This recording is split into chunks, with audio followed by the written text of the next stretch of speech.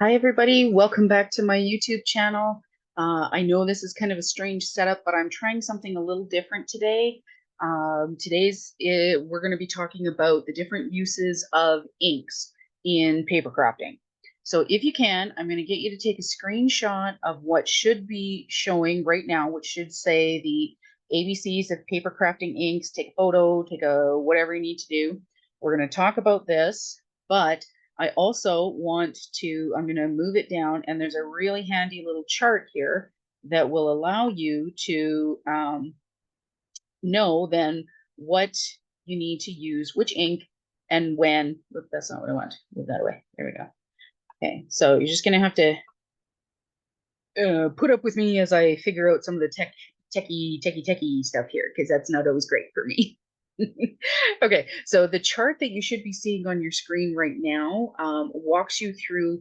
On the left-hand side, we have those are the types of techniques that you can do. So we have whether you're coloring with alcohol marker or inks, stamping for watercoloring, to use as watercolors. If you're doing a watermark, tone on tone, if you need to do embossing, if you're trying to do blending, if you're doing something on a non-porous surface. So that's all on the left-hand side of the chart. And then on the upper top, going across the top, those are the different kinds of inks. So we have a dye water-based, pigment or glycerin oil-based, StazOn permanent solvent-based, archival permanent, Versamark or a clear tacky watermark ink, hybrid, distress inks, distress oxides, metallic pigment, and then chalk-based, chalk dye-based that has a chalk into it. Okay. So again, take a screenshot of this particular, excuse me, take a screenshot of this particular chart because you're going to want this. This is a really handy thing to refer to. Also, if you would like, I'm happy to send this to anybody in an email. You can search for me on Messenger, just or put in the comments if you're comfortable leaving your email address. I'd be happy to send you a copy of this chart so that you can. A lot of people, when they've taken this class of mine, they have printed it out, laminated it. So what I've decided is that over the next couple of videos, I'm going to talk about the different kinds of inks, when to use them, how to use them, those kind of things. Because I know that it can get very, very confusing, particularly for new people, on which ink do I use, when, and where, which technique, blah, blah, blah, blah, blah, all of that. So, and there's so many options out there. So I'm going to break them down as best I can. So I'm going to stop sharing my screen and I'm going to try and get it back to regular recording. So just, bear with me here in a moment. Hopefully I'll be able to do this here. Okay, let's see. Let's go. So theoretically, we should still be watching. Let's go to gallery here just to make sure I've got the right one. And this one, I want to remove the pin and let's add the pin so that I know for sure. There we go. Okay, so theoretically, we should now be looking at just my regular viewing one. Okay, so we're going to talk about the ABCs of inks. Okay, and there's a reason why they're called that. A really clever woman, and she's been in the scrapbooking paper crafting industry for many, many, many years. If you want to check her out, her store is called Scrapbooking Made Simple. She's in the States, kind of by Anaheim, I think it is. So in California, she does beautiful YouTube videos. They're often very, very long. You think mine are long, hers are long. But one of the videos that she talks about the different inks. She has an excellent ink tutorial video to use. Also, how to use a Big Shot or a Big Kick or Spellbinders, the die cutting machines. Fabulous, fabulous instructional videos. Highly recommend them. But she calls it, and I'm going to copy it here. I'm going to take inspiration from that. She calls it the ABCs of inks. I call mine the CDHPSs of inks because there are 5 basic different kinds of inks. So if you know the alphabet, this is what you want to think about every time you're going to use an ink. Is the letter of the ink type that I'm going to be choosing, is it closer to the beginning of the alphabet, A, B, C, D, or is it close to the end, P, S? Okay, so that's how you want to think about it. So items or inks that start with a C or a D are at the beginning of the alphabet, which means they dry the quickest. Okay, so ABC, chalk and dye is what we're talking about. When you get to the end of the alphabet, where we have P, so chalk and dye, so these are our two main kinds of inks that we have. Dye-based, pigment-based are the two main kinds of colored inks that we use. You can see one is way here at the beginning of the alphabet, and the other one is way almost at the end of the alphabet. So that means this one, dye-based inks, are going to dry really quickly. Pigment-based inks are going to stay wet for a very long time. They sit on top of the paper. Dye-based inks absorb into the paper. Okay, pigment-based sit on top. Okay, it's got a glycerin or a some sort of a component to it. Anyway, we'll get to that. But so today, that's how you want to think about when you're thinking about my inks. What do I want to use when? How quickly do I need it to dry? Am I embossing with it? So do I need it to stay wet so that I can put embossing powder on it? Do I want to add mica to it? Or do I want it to dry instantaneously so that it's smooth and I can move on to the next process? Okay, that's what we're talking about. What we have is I'm going to talk about the different kinds of ink first, okay? So we've got chalk-based ink. So the only chalk-based ink is very difficult to come by now. It is the quickest drying. So this is a dye-based ink that has chalk. So you want to think about like talc in it. So if you think about when after a bath, if you put some talcum powder like on a baby on their butt and stuff, you put it on there to keep it dry because it absorbs water. So that means that any fluid that is in using this ink will dry very, very, very quickly. So not only does it have water, but it also has an absorbent property to it. Okay. Chalk-based inks work wonderful if you're like edging around your card. So I'll just do a little demo right here, right? So if you're trying to do like a technique where you're getting you wanting to distress it on the edges or something like that, this just went on there and it's dry. It's not going to come on. It's also really great I know some artists use this chalk-based inks with a little cotton pad and you can draw in things like that. Again, this is going to be an ink that is drying very, very, very quickly. The only one that I was aware of, I think there is somebody else out now also making chalk-based inks, but they're very, very rare because Colorbox actually went out of business. So unfortunately, they're really hard to get a hold of. But those are chalk-based inks. You're not going to use these a lot. You only use it when you need it to dry right away. Okay, so let's talk dye-based inks. Okay, so a dye-based ink is basically what they're saying a dye-based ink is they have taken the properties of the dye, so the pigment, and they have mixed it with water and put it into a pad. Okay, that's all it is. It is the pigment or the hues, the dye that they have taken, they have added it to water, and then they have added it into a stamp pad. There are many different kinds of dye-based inks on the market. Dye-based ink. So Memento is one of the first ones. Archival ink is also a dye-based, acid-free, quick-drying ink. Okay. Elements. I think Stampin' Up has some. Many other different kinds of dye-based inks. Why would we want to use a dye-based ink? So we're gonna talk about those. But these today, I'm just talking about what does what and what are the differences between these. So this has a high water content to it. That means that I could take my pad like this. I could stamp it down on, see, I just got a little bit down there. I could add, so I've got a little bit of water in my top of my pad here. I could take a little bit of ink, spread that in there, and I can watercolor with that. Okay, like I could pick this up and I could paint that down if I wanted. Okay, so I can use that as a watercolor.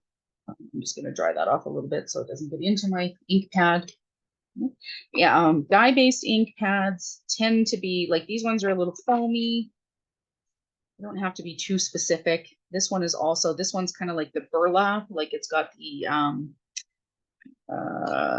what's the words that I'm thinking for there? I can't see. This one's more of a sponge one. Okay, so it can be a variety of different ones. You will usually find that these can be re-inked. You can buy re-inkers for the majority of these. Not a problem. See, I have a Memento re-inker here for my Potter's Clay. These come in large pads. They come in these little teardrop ones. All depends on how much you like to use, or you utilize your dye-based inks. Dye-based inks. Let me see if I can do. So this is an example. Okay, so dye-based inks. I haven't talked about pigment-based inks, but this is two different inks that I used. There is my. Okay. So not to get too technical because I don't want to confuse you too much, but this was the pigment ink that I did on this one, and it has now dried because I pre-stamped this. So I did this about 10, maybe 15 minutes ago. This is a dye-based ink. Look at the difference. That was direct from the pad onto the paper. So the dye-based ink went in. This is actually still a little bit wet, but the dye-based ink went in and saturated like immediately. The pigment base, you can see, is still kind of sitting on top of there. So if I were to tear this, look at how far, I think you can see that there. Let me see if I can get that in there. Look at how far in that color, that was one single swipe, it has embedded or it has been absorbed into the paper. Versus, let's go where this is here. Okay. So you can see this didn't absorb at all. It's just sitting right on top. That is the difference between a pigment and a dye-based ink. One will absorb into the paper and dry quickly. You'll get a nice saturation. One will sit on top and stay wet a little longer, all depending on the technique you want to do. Okay, so that is a dye-based ink. That's why you want to use it. So those are what you want to think about. It's mixed with water, only water. Okay, so I'm going to put these to the side now. Okay. So we've talked about dye. So we've done C, which was chalk. We've done D, which is dye. A little further along, so we have EFG H, which is hybrid inks. So what are hybrid inks? So these are new to the market, some hybrid inks. Okay, we have hybrid inks. So I'll also pull these here. So let's use the same ones.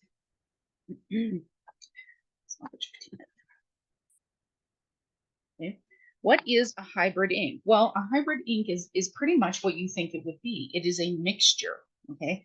Why would you want a mixture? It's a very good question. We have mixtures because there are some techniques that we want to be able to do that we don't want. We don't want just a dye-based, or we don't want just a pigment-based ink. Okay. So, for example, I'll talk about the distress inks first, because these have been on the market for a long time. People ask a bit, what's the difference? Let's do this. Okay, so I just ink blended these. This one is using the distress ink. Okay, so distress ink will, you can use them for blending, but it's a little bit, again, because it seeps into the paper. Okay, you still get a nice blend, but you get a deeper color. When you're talking about the oxide, look at the difference. These are exactly the same colors. At the top is the salvage patina. I used I made sure that I used ones that were exactly, so I used salvage patina, peacock feathers, uncharted mariner, and villainous potion. Those are the colors that I used. But look at the difference. One is kind of chalky and sitting on top. Okay. And then we have this one. This one is the salvage patina. This is a more intense color. Okay, so exactly the same amount of inks, exactly the same amount, exactly the same colors, but look at the difference. One looks lighter, one looks darker, and that's fine. That's all a matter of taste. I like using distress inks for when I am doing water techniques where I'm looking to do direct to paper and I want to have a reaction. If you go back to my 3-for video, things like that, I love to use distress inks for those kind of techniques. Distress oxides, this blends like butter. This is just gorgeous. It took hardly any effort at all in order to make this gorgeous panel, and it blended from one color to the next so beautifully. This one, I really had to work to get a lot of color down. in order to have those nice blends. And even then you can still see some of it. It's not the smoothest of blends. There's a bit of a, between peacock feathers and the selvage between patina here is the area that I would probably add more, but I think I need to re-ink my selvage patina. Yeah. Unfortunately on some of these, I don't have the re-inkers. Now let's do what the whole point of having distress ink. So these particular ones, they react to water, right? So I'm going to do a few drops.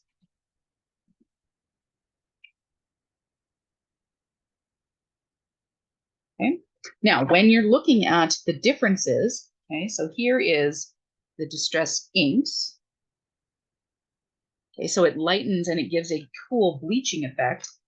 When you use water with the oxides, you get that same bleaching effect, but it also then kind of looks like you've turned it on. That's kind of how Jennifer McGuire refers to it. She calls it like turning on or turning on the light switch on that particular, gonna have to wipe that up, on that particular color. So I'm just gonna put these to the side here because of course I'm just using my desk today, so I don't want that to stain too badly. Okay, so distress oxides, distress ink. Okay. So the other thing that you can do with an oxide that you cannot do with the distress inks or a regular ink, actually, this is pigment, because it has that chalky like finish to it. You can actually use it, and it is opaque on black dark cardstock.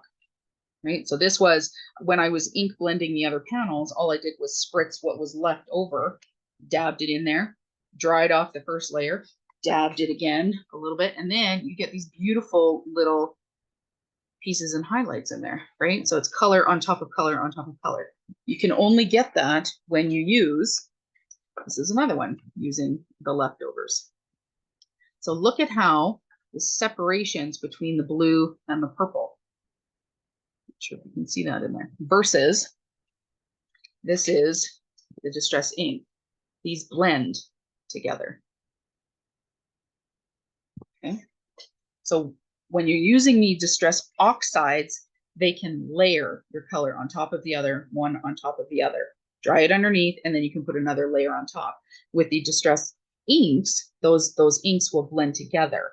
Okay, so you want to make sure that the colors that you're using are not necessarily going to create brown, but that's part of the reason why you would have those different kinds of inks. Now, let's talk about my amalgam ink. Amalgam inks are fairly new, I would say probably within the last 3 years. Gina K has one. So this is a black obsidian. Okay.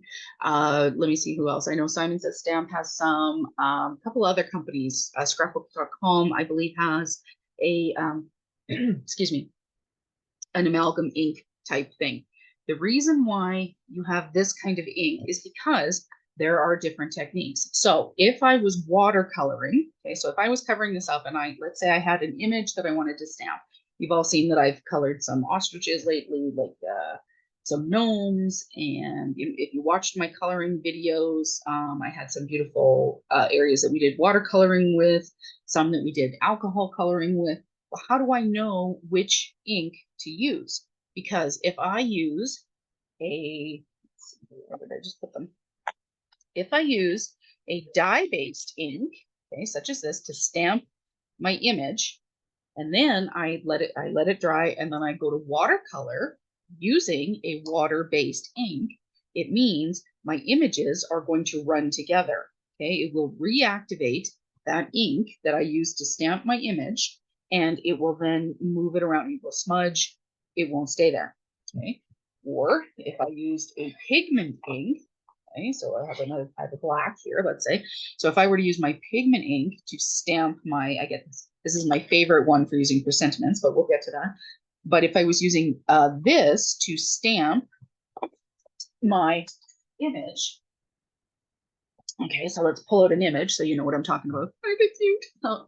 Okay, so if I had used this to stamp out the image, so I inked up my stamp and stamped it out, and then I went in to color it, I used alcohol ink markers on this one. Well, this one has a solvent in it. Okay, it's got glycerin. And so when I use the alcohol reactivates the ink. And then that means that it runs. Okay, so it runs in between.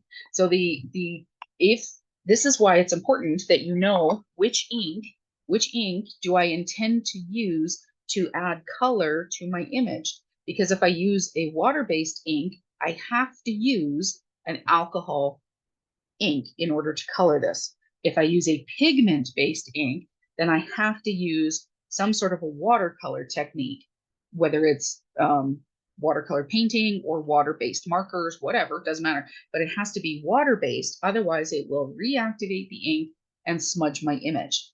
Okay, so if you're like me, I like to stamp all of my images and then I take something like this to a crop. It's much easier rather than having to pull out all my stamps, because there's some days when I'm not feeling super jivey with my creative vibe. So I want to make sure then that I've, if that's where I'm not feeling super creative that day, I'll pull out some stamps and start stamping some images, getting that all good to go. But if I do that, how do I know which ink I've used? How do I know which ink I've used to stamp up my image? I don't, unless I've written it on the back, right? This was created so that I can use it for either watercolor or alcohol marker coloring. Okay, so it's a genius product. If you are new to paper crafting and looking at getting inks, there are a variety of inks that are very handy to have.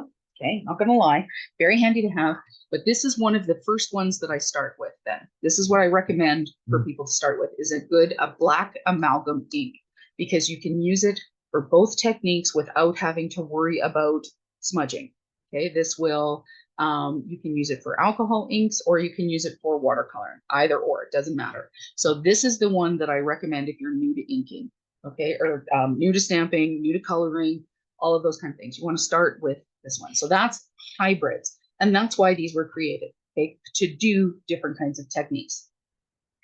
Okay, so we've done C, which is chalk. We've done D, which is dye-based. And again, these ones are at the far end, so they dry quickly, right? Far end. This one's a little further along compared to D. So these ones will stay wet slightly longer. Slightly, not a lot, okay? But they will still stay wet a little longer. Now we're going to go all the way down the alphabet to P for pigment ink. Okay, so when we're talking about pigment-based inks are essentially where they have taken the pigment of whatever it is, like whatever the color is. So they've taken that pigment, that pure color, and I'm going to move this out of the way here. They've taken that pure color and they have mixed it with something else, some sort of either an oil or a glycerin. Okay, so that stuff that they put in like liquid hand soap, or it could be like it has an oily viscosity. Maybe it's anyway, whatever. You don't need to know. Other than that, it's mixed with like an oil or a glycerin, which gives it kind of a sticky or a coating feeling. So it will coat your stamp. So why would I want to use a pigment ink then? Well, if you are stamping sentiments, this is the best when you're using a pigment ink. Pigment inks are the best for stamping silhouettes and sentiments, because you get a nice crisp color that sticks to your sentiment or to your silhouette. It will fully saturate the stamp. Okay, so you're tapping onto your stamp. And then when you go to transfer it over, you have to give it a minute for the friction of the ink coming into the paper, because you'll often hear people saying, give it time for it to absorb into the paper. Pigment ink does not absorb. It sits on top of the paper, but you have to give it time for the friction, even though it's just sitting. So I've taken my stamp and I've put it down. It's not necessarily moving, but there is still friction. It is still touching that paper. So you have to give it time for the paper to bring down the ink from the stamp. Okay, hopefully that makes sense in what I'm saying. So these will be demoed in another video. Okay, so we will demo the differences like with pigment inks, so you can see how crisp and clean it comes out. Something else to know about pigment inks, okay? Pigment inks are the only ones that you will find white in, because white needs to be opaque. There's no point in making a dye-based white ink because it's just going to absorb into your paper. So it's not going to show on your black cardstock. It's certainly not going to show on white ones. It's just going to absorb and possibly lighten your cardstock a little bit, not much. So it needs to be a pigment base because it has to sit on top. We want that white pigment, that white tint, to sit on top of our paper so that it looks white, right? Okay. The other one, anything that has a metallic to it. If it's a metallic, like a shine, like a gold, a silver, a copper, this is platinum, this one is bronze, okay? If it has that, it is also a pigment-based ink because it needs to have, oh, this one has dried right out. It tells you how often I've used it. I have to check that. Okay. Let's do this gold one here then, just to show you. So it's got this sheen to it.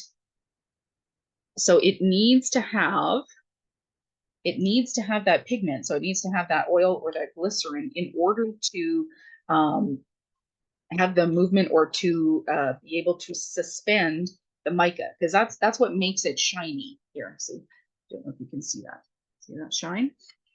Okay, it becomes a shiny ink by mixing like a yellow gold pigment color, like a dye. Okay, so the dye, the pigment color, whatever, with mica in the gold or a silver or a copper or a rose gold or whatever color you get. It needs to have that suspension of the glycerin or the oil or whatever in order to keep that mica from settling, and it needs to keep moving around. Okay, so that's why any kind of what's the word that I'm looking for? Any kind of metallic or brilliant or shiny ink that you get will always be a pigment ink. Okay, always. Okay, so we have now covered chalk. Remember, they here on the left-hand side. So these are the ones that are drying quickest. So we've got chalk dye. We've done hybrids, which is kind of in between the pigment and in between the dye, which means we can use it for both, right? Both techniques. Now we've covered pigment. Now we're going to come down to specialty. Specialty might be drying, but it's also, you'll notice it's way long, even further than pigment. The reason why is for this particular one. Okay, so this is Versamark. This is a watermark stamp pad. So this is a sticky, excuse my how dirty my pad is, but still works like a darn, so I don't need to get rid of it. You can see around the edge, there's a bit of schmutz kind of on the side there. That's the sticky ink. Okay, so this is what you want to use if you're using a tone on tone. So let's say I wanted to stamp something on black, but I didn't want it to be really in your face. I just wanted it to look like a slightly darker tone or something like that. This will make it slightly shinier. So you can do a tone on tone color thing. The other thing that this is the best for is for using heat embossing. So you can, or micas or something like that. So I can stamp my sentiment, my image, whatever it is, stamp, like ink it up, press it down. And when I pull that image up, then I can use my heat tool. I can put on some embossing powder and then heat that up, or I can use some micas, whatever. Like it will allow then for that to stick to my paper and give me that option. Okay, so we also have re-inkers for this. So something else though that I want to share in terms of the specialty. Okay, that one. So it stays on. So you can also get, in terms of specialty pads of ink, this is an ombre ink pad, right? So essentially what this does, this particular pad has 3 different colors. So we've got a darker blue, a mid blue, and then another darker blue, but a different shade. This is what it does, okay? So the reason why you might have this works really cool. I have a star background stamp that I like to use. And when you're inking it up, you kind of move it back and forth, just like this. And then it gives you those differing tones and highlights that you can see here. I can also go to direct to paper and just get those really beautiful colors. Okay, so that is one type of specialty ink pad. These are really great when you get them with the red, orange, and yellow. You get really beautiful sunsets. This makes a beautiful night sky. You know, there are fewer techniques for using this. You can also, if you're picky enough, you could actually just use one color. So because technically there are 3 colors in this ink pad. So there's that mid-tone blue, the darker blue, the lighter blue. So I could just try and ink up a sentiment with just this one pad. I could do that and stamp it if I wanted to. Okay. Traditionally, these are dye-based. So this is a dye-based ink. I could wet this down. See if I can give that a spritz and see if it'll move around a little bit or not.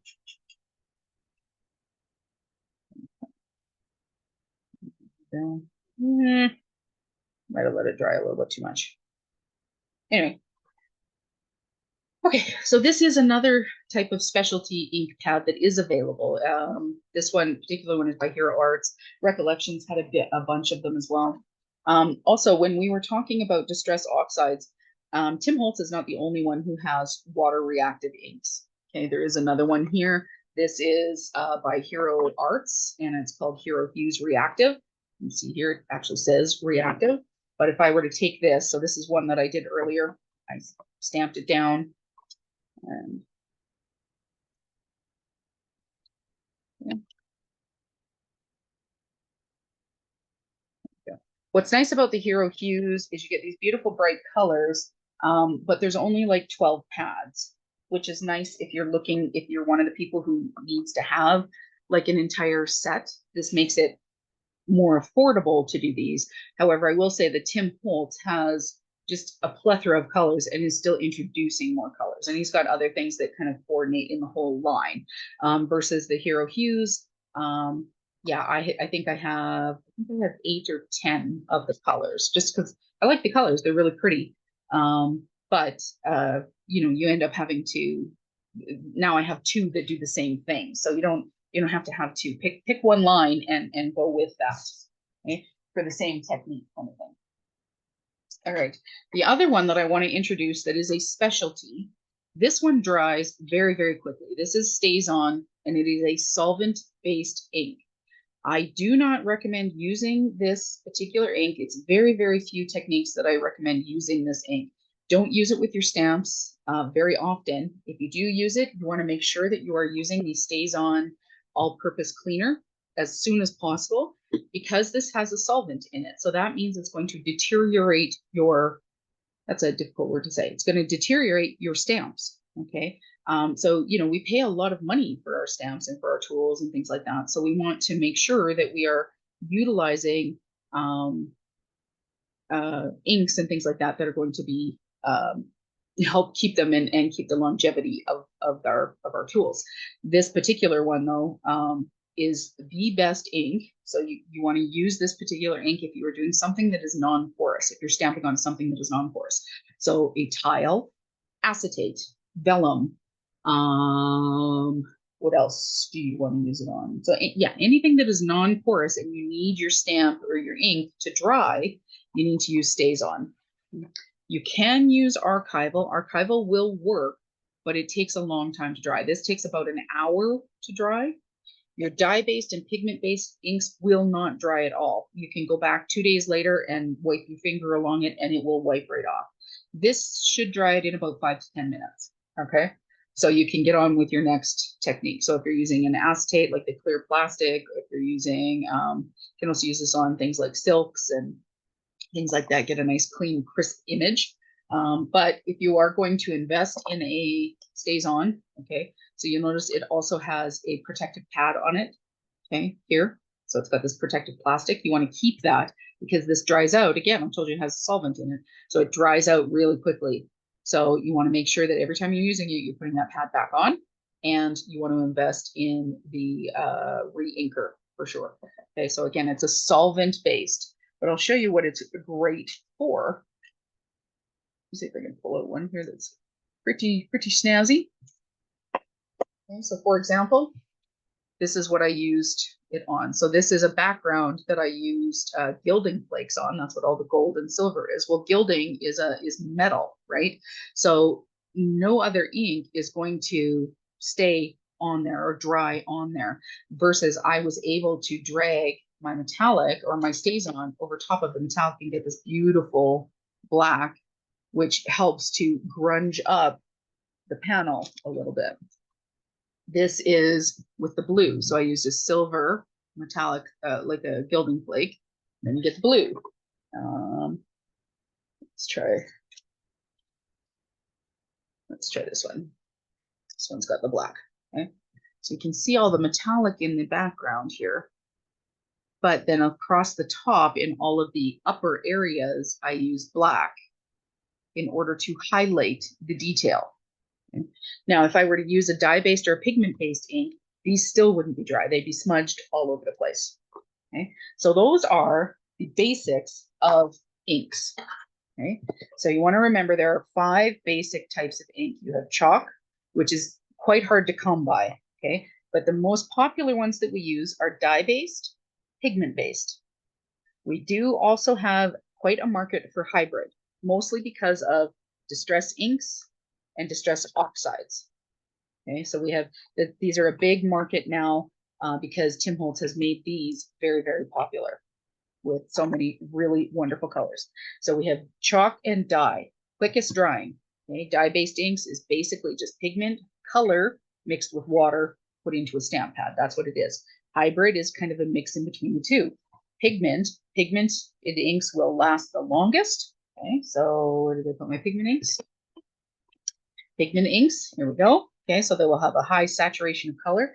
This is basically where we have the pigment, and it is mixed with either an oil or a glycerin, so it sticks to your stamp. So you get nice, crisp, clean images. That's what you want that for. Dye-based inks is what you need to use for watercoloring. Or sorry, that's not true. Skip that. Dye-based inks are what you need to use if you're using alcohol inks. Pigment inks you use for watercoloring. Or get yourself, where did I put it? Oh, I put it away so well. Okay, get yourself a hybrid ink, and then you can use it for both techniques, which is what I recommend. It's the easiest and the least confusing. Okay, and then we get into the specialty inks, okay, which is our Versamark, so our watermark stamp pad, StazOn, etc. Okay, any questions or comments, please by all means leave them down below. The next video that will be coming out, we're going to talk about chalk and dye-based inks. Probably chalk first. Hopefully that one will be pretty quick. I might combine them both, but we're going to do dyes. Then I'm going to break down into hybrids. So I'm going to do a video on distress inks and oxides, techniques that you can do with them. I'll also break down pigments and as well specialties. Okay. So yeah, if you have any questions, please please keep them down in the comment section. I'd be happy to answer what I can. Other than that, if you have some friends that are new to paper crafting and are very confused about inks, because there are so many, it is very confusing, please pass along the video to them or hook them up on my YouTube channel. Please keep subscribing and liking and thanking, really awesome. Everybody, I hope you have a great day. Talk soon. Bye-bye.